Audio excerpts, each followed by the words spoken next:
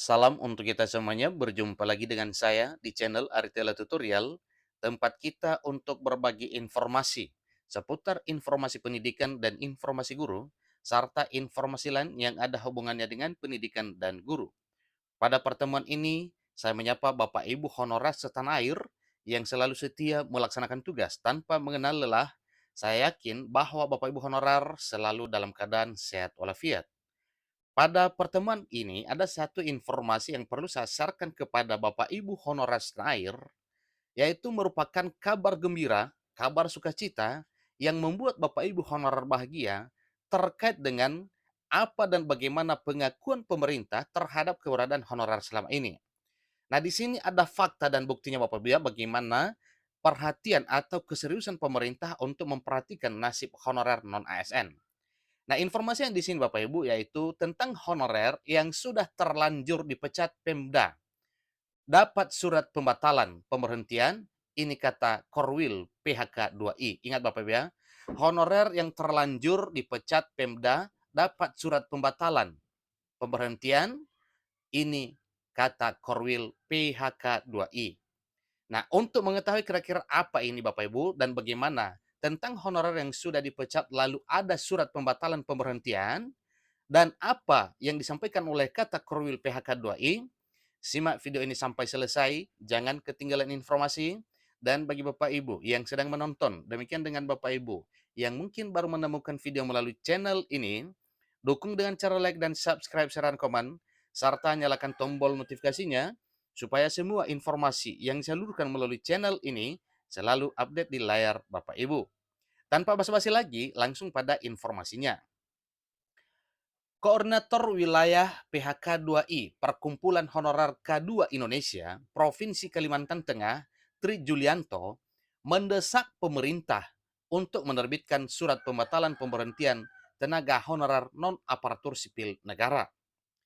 Nah, ini suatu hal yang wajar Bapak Ibu karena mengingat nasib Bapak Ibu honorer terutama kategori 2 yang sudah lama mengabdi di negeri ini.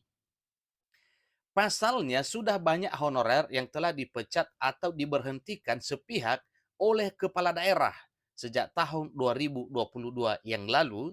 Sejak ada informasi terkait dengan penghapusan honorer, maka tanpa menyimak apa maksud penghapusan, beberapa kepala daerah langsung melakukan PHK terhadap tenaga honorer di daerahnya. Nah, inilah yang disampaikan oleh Koordinator Wilayah PHK 2I untuk dibatalkan pemberhentian dimaksud. Ikuti terus informasinya.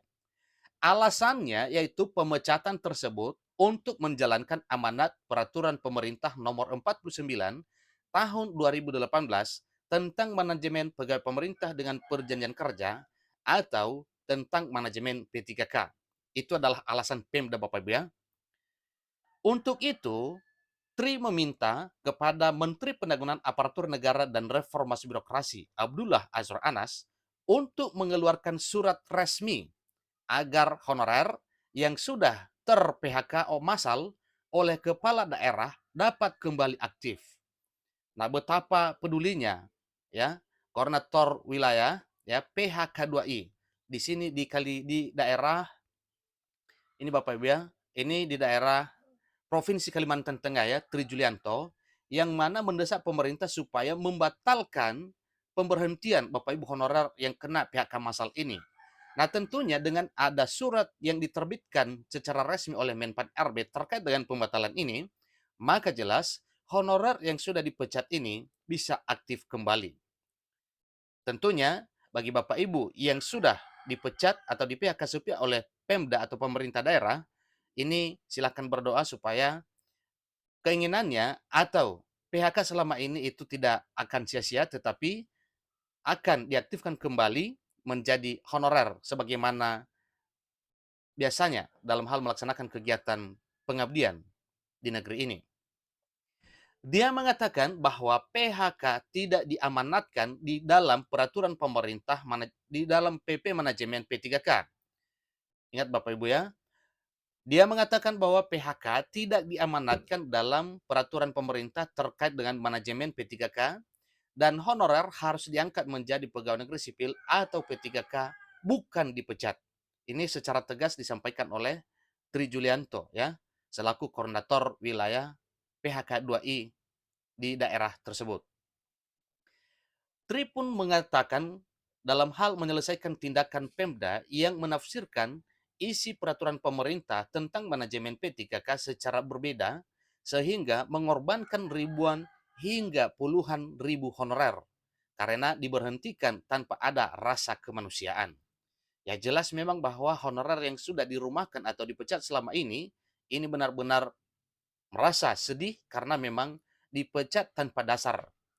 Hanya dengan analisa Pemda yang mengatakan bahwa tentang manajemen P3K ini maka honorer akan diberhentikan. Sementara yang dimaksud di sini bukan PHK dalam arti pemecatan, tetapi diangkat menjadi PNS atau P3K, bukan dipecat.